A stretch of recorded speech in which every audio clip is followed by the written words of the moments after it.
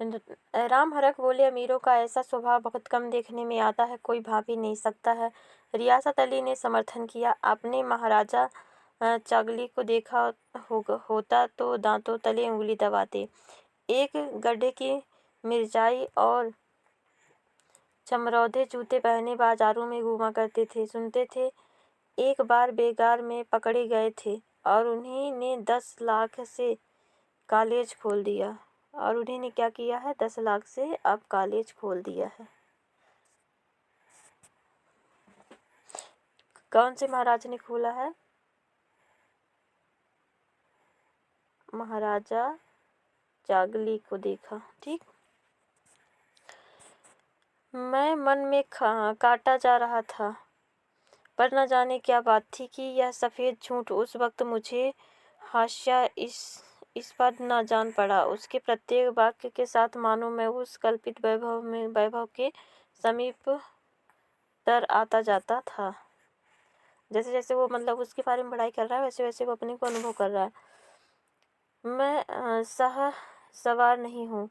हाँ, लड़कपन में कई बार लद्दू घोड़ों पर सवार हुआ हूँ। यहाँ देखा तो दो कला घास घोड़े हमारे लिए तैयार खड़े थे। मेरी तो जान ही निकल गई। सवार तो हुआ, पर बोटियां कांप रही थी। मैंने चेहरे पर शिकन ना पड़ने दिया, घोड़े को ईश्वरी के पीछे डाल दिया। खैरियत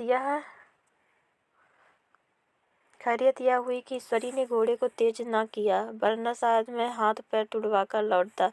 संभव है ईश्वरी ने समझ लिया हो कि यह कितने पानी में है। ईश्वरी का घर क्या था? किला था। इमाम बाड़े का सा फटाक द्वार पर पहरेदार लटकता हुआ टहलता हुआ, नौकरों का कोई हिसाब नहीं, एक हाथी बंधा हुआ। ईश्वरी ने अपने पिता, चाचा, ताऊ आदि सबसे मेरा परिचय कराया और उसी अतिशयोक्ति के साथ, ठीक है ना, बढ़ा चढ़ा के इसके बारे में बताया। ऐसी हवा बांधी कि कुछ न पूछो। नौकर चाकर ही नहीं, घर के लोग भी मेरा सम्मान करने लगे। देहात के जमींदार, लाखों का मुनाफा, मगर पुलिस, कांस्टेबल और अफसरों समझने वाले कई महाशय तो मुझे हुजूर हुजूर कहने लगे। जब जरा एकांत हुआ तो मैंने ईश्वरी से कहा, तुम बड़े शैतान हो यार, मेरी मिट्टी क्यों पलीद कर रहे हो? ईश्वरी ने दृढ़ मुस्कान के साथ कहा, इन गधों के सामने यही चाल जरूरी थी, वरना सीधे मुंह बोलते भी नहीं। जरा देर के बाद नाई हमारे पांव दबाने आया। कुंवर लोग स्टेशन से आए हैं, थक गए होंगे। ईश्वरी ने मेरी ओर इशारा करके कहा, पहले कुंवर साहब के पांव दबा।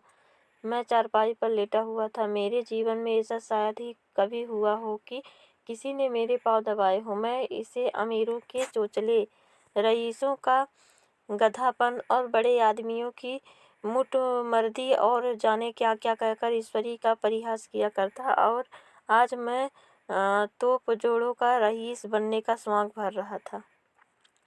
इतने में 10 बज गए थे। इतने में कितना बज गया? 10 बज गया। ये क्वेश्चन पूछे जा सकते हैं, ठीक है ना, अंडरलाइन करते रहिएगा। पुरानी सभ्यता के लोग थे। नई रोशनी अभी केवल पहाड़ की चोटी पर तक पहुंची पाई थी। अंदर से भोजन का बुलावा आया। हम स्नान करने चले। मैं हमेशा अपनी धोती खुद छांट लिया करता हूँ, मगर यह मैंने ईश्वरी की ही भांति अपनी धोती भी छोड़ दी। अपने हाथों अपनी धोती छाटने शर्म आ रही थी। अंदर भोजन करने चले। होटल में जूते पहने मेज पर जा डटते थे। यहाँ पाँव धोना आवश्यक था। कहार पानी लिए खड़ा था। ईश्वरी ने पाँव बढ़ा दिए, कहार ने उसके पाँव धोए। मैंने भी पाँव बढ़ा दिए, कहार ने मेरे पाँव भी धोए। मेरा वह विचार न जाने कहाँ चला गया था। सोचा था वहाँ देहात में एकाग्र होकर खूब पढ़ेंगे, पर यहाँ सारा दिन सैर सपाटे में कट जाता था। कहीं नदी में बाजरे पर सैर कर रहे हैं, कहीं मछलियों या चिड़ियों का शिकार खेल रहे हैं, कहीं पहलवानों की कुश्ती देख रहे हैं, कहीं शतरंज पर जमे हैं। ईश्वरी खूब अंडे मंगवाता और कमरों में स्टोव पर आमलेट बनाते। नौकरों का एक तत्था हमेशा घेरे रहता। अपने हाथ पांव हिलाने की जरूरत नहीं, केवल जबान हिला देना काफी था। नहाने बैठो तो आदमी नहलाने को हाजिर, लेटो तो आदमी पंखा झलने को खड़े। मैं महात्मा गांधी का कुंवर चेला मशहूर था। भीतर से बाहर तक मेरी धौंस थी। नाश्ते में जरा भी देर ना होने पाए, कहीं कुंवर साहब नाराज ना हो जाएं। बिछौना ठीक समय पर लग जाए। कुंवर साहब के सोने का समय आ गया।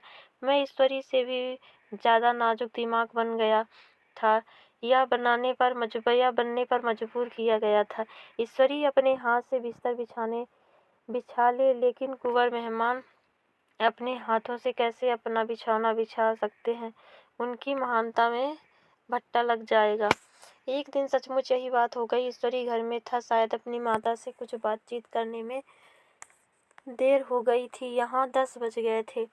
मेरी आंखें नींद से झपक रही थी, मगर बिस्तर कैसे लगाऊं? कुंवर जो ठहरा। कोई 11:30 बजे मेहरा आया। बड़ा मुंह लगा नौकर था। घर के धंधों में मेरा बिस्तर लगाने की उसे सुधि ना रही। अब तो जो शायद आई तो भागा हुआ आया। मैंने ऐसी डांट बताई कि उसने भी याद किया होगा। ईश्वरी मेरी डांट सुनकर बाहर निकल कर आया और बोला, तुमने बहुत अच्छा किया। यह सब हरामखोर इसी व्यवहार के योग्य हैं। इसी तरह ईश्वरी एक दिन एक जगह दावत में गया हुआ था। शाम हो गई, मगर लैंप मेज पर रखा हुआ था। दिया जलाई भी थी, लेकिन ईश्वरी खुद कभी लैंप नहीं जलाया था। फिर कुंवर साहब कैसे जलाएं? मैं झुंझला रहा था। समाचार पत्र आया रखा हुआ था। जी उधर लगा हुआ था, पर लैंप नादार। दैवयोग से उसी वक्त मुंशी रियासत अली अब निकले। मैं उन्हें पर उबल पड़ा। ऐसी फटकार बताई कि बेचारा उल्लू हो गया। तुम लोगों को इन्हीं फिक्र भी नहीं कि लैंप तो जला दो। मालूम नहीं ऐसे कमजोर आदमियों का यहाँ कैसे गुजार होता है। मेरे यहाँ घंटे भर निर्वाह ना हो। रियासत अली ने कांपते हुए हाथों से लैंप जलाया।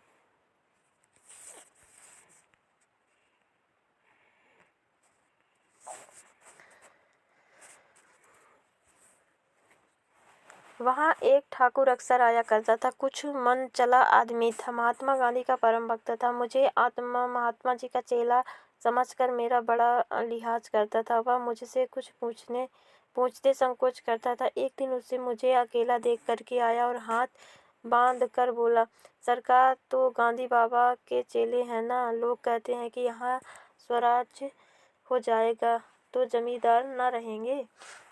मैंने सान जमाई, जमींदारों के रहने की जरूरत ही क्या है? यह लोग गरीबों का खून चूसने के सिवा और क्या करते हैं? ठाकुर ने फिर पूछा, तो क्या सरकार आप जमींदारों की जमीन छीन लीजिए? मैं कहा, बहुत से लोग तो खुशी से दे देंगे। जो लोग खुशी से ना देंगे उनको उनकी जमीन को छीननी ही पड़ेगी। हम लोग तो तैयार बैठे हुए हैं। जो ही स्वराज हुआ अपने इलाके आसमियों के नाम हिब्बा कर देंगे।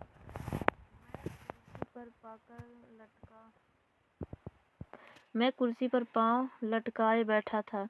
ठाकुर मेरे पांव दबाने लगा। फिर बोला, आजकल जमींदार लोग बहुत बड़ा जुल्म करते हैं सरकार।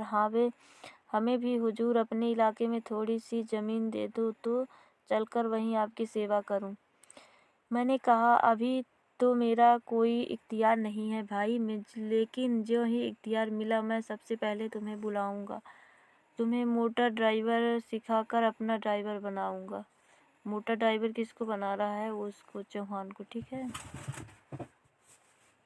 ठाकुर को। मैंने कहा, अभी तो मेरा इख्तियार नहीं है। सुना उस दिन ठाकुर ने खूब भांग पी और अपनी स्त्री को खूब पीटा और गांव के महाजन से लड़ने पर तैयार हो गया। छुट्टी इस तरह तमाम हुई और हम फिर प्रयाग चले। ठीक है ना? ये लोग कहाँ चले? प्रयाग। छुट्टी जो है वो सारी बीत गई है। अब ये लोग कहाँ चल दिए? प्रयाग चल दिए। गांव से बहुत से लोग हम लोगों को पहुंचाने आए थे। ठाकुर तो हमारे साथ स्टेशन तक आया। मैंने भी अपना शर्ट खूब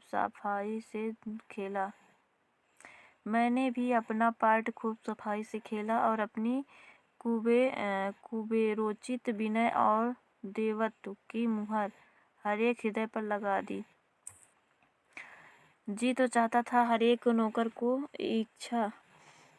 अच्छा इनाम दूं, लेकिन वह सामर्थ्य कहाँ थी। वापसी टिकट था ही, केवल गाड़ी में बैठना था। पर गाड़ी आई तो ठसाठस भरी हुई थी। दुर्गा पूजा की छुट्टियां भोग कर सभी लोग लौट रहे थे। दुर्गा पूजा की छुट्टियों के बाद सभी लोग क्या हो रहे थे? लौट रहे थे। ठीक है। सेकेंड क्लास में तिल रखने की जगह नहीं थी। इंटर क्लास की हालत उससे भी बदतर थी। यह आखिरी गाड़ी थी, किसी तरह रुक ना सकते थे। बड़ी मुश्किल से तीसरे दर्जे में जा मिली।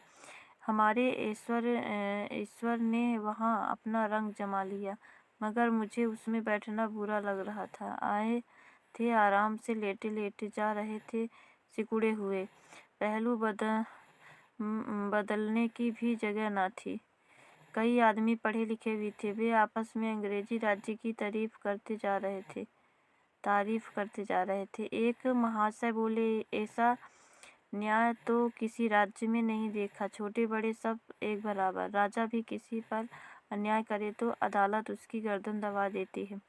दूसरे सज्जन ने समर्थन किया। अरे साहब, आप खुद बादशाह पर दावा कर सकते हैं। अदालत में बादशाह पर डिग्री हो जाती है। एक आदमी जिसकी पीठ पर बड़ा गट्ठर बंधा था कलकत्ते जा रहा था। कहीं गठरी रखने की जगह ना मिली थी। पीठ पर बांधे हुए था। इसमें बेचैन होकर बार बार द्वार पर खड़ा हो जाता और पैर द्वार के पास ही बैठा हुआ था। मैं द्वार के पास ही बैठा हुआ था। उसका बार बार आकर मेरे मुंह को छूना, गठरी से रगड़ डालना मुझे बहुत बुरा लग रहा था। एक तो हवा यूं ही कम थी, दूसरे उस गवार का आकर मेरे मुंह पर खड़ा हो जाना मानो मेरा गला दबाना था। मैं कुछ देर तक सख्त किए बैठा था। एकाएक मुझे क्रोध आ गया। मैंने उसे पकड़कर पीछे ठेल दिया और 2 तमाचे जोर जोर से लगाए। उसने आँख निकाल कर कहा, क्यों मारते हो बाबूजी? हमने भी किराया दिया है। मैंने उठकर 2-3 तमाचे और जड़ दिए। गाड़ी में तूफान आ गया। चारों ओर से मुझ पर बौछार पड़ने लगी। अगर इतने नाजुक मिजाज हो तो अव्वल दर्जे में क्यों नहीं बैठे? कोई बड़ा आदमी होगा तो अपने घर का होगा। मुझे इस तरह मारते तो दिखा देता। क्या कसूर किया था बेचारे ने? गाड़ी में सांस लेने की जगह नहीं। खिड़की पर जरा सांस लेने खड़ा हो गया तो उस पर इतना क्रोध। अमीर होकर क्या आदमी इतनी इंसानियत बिल्कुल खो देता है?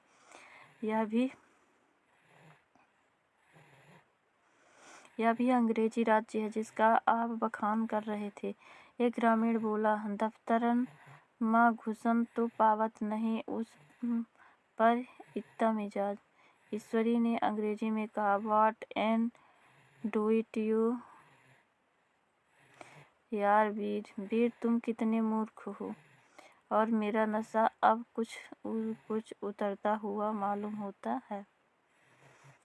इस तरह से यह कहानी समाप्त होती है।